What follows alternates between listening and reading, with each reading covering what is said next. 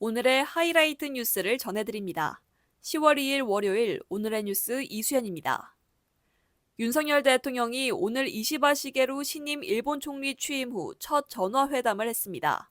대통령실은 윤 대통령이 통화에서 한일 양국이 가치와 이익을 공유하는 중요한 이웃이자 파트너인 만큼 앞으로도 정상이 긴밀히 소통하며 협력을 증진시켜 나가자고 말했다고 전했습니다. 이에 이시바 총리도 화답하며 북한의 도발에 맞서 한일과 한미일이 단합해 대응할 필요가 있다고 뜻을 모았습니다. 또 두 정상은 국교 정상화 60주년을 맞는 내년에 한일 관계가 더 증진될 것이라며 셔틀 외교를 지속하며 의견을 교환하기로 했습니다. 한편 이시바 총리는 오늘 오전 외국 정상으론 처음으로 조 바이든 미 대통령과 통화하고 미일 동맹과 한미일 협력 강화 의지를 밝혔습니다. 이란이 대규모 미사일 공격을 한 것에 대해 이스라엘은 그 대가를 치를 것이라며 재보복을 암시했습니다.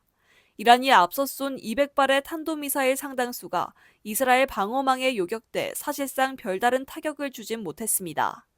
하지만 이란이 사전 예고 없이 고도화된 극초음속 미사일까지 동원했다고 밝혀지며 이스라엘은 이번 공격을 선전포고로 간주하고 있습니다. 이스라엘은 공격하면 누구든 공격한다는 원칙으로 재보복을 시사하고 있는 상황에서 이란의 핵시설 공격 우려도 커지고 있습니다. 이스라엘의 보복 수준에 따라 5차 중동전쟁이 발발할 수 있어 국제사회의 긴장감이 고조되고 있습니다. 종교적 지위를 이용해 여신도를 세뇌하고 성폭행한 혐의를 받는 JMS 총재 정명석이 항소심에서 감형된 징역 17년을 선고받았습니다. 대전고등법원은 JMS 총재 정명석에게 징역 23년을 선고한 원심을 파기하고 이보다 6년 줄어든 징역 17년을 선고했습니다. 재판부는 1심에서 판단한 양형 기준이 재량의 합리적인 범위를 벗어나고 성범죄 증거로 사용된 녹음 파일이 원본성과 무결성이 입증되기 어렵다고 판단했습니다. 정 씨는 지난 2018년 2월부터 3년여 동안 충남 금산군에 있는 JMS 수련원에서 23차례에 걸쳐 외국 국적의 여신도 2명을 성폭행하고 한국인 여신도 1명도 추행한 혐의가 있습니다.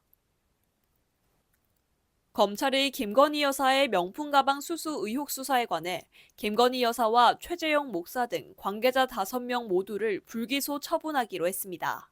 서울중앙지법 형사 1부는 명품 가방 수수에 관해 윤 대통령 부부에 대해 청탁금지법 위반 혐의를 적용할 수 없다고 판단했습니다.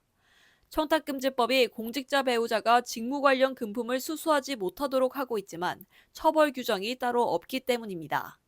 또 김 여사가 받은 선물이 대통령 직무와는 무관해 신고 의무 자체가 없는 대통령에게 책임을 물을 수 없다고 설명했습니다. 김 여사에게 명품 가방을 건넨 최 목사도 대통령 직무와 무관한 사안인 만큼 청탁금지법 위반이 성립하지 않다고 밝혔습니다.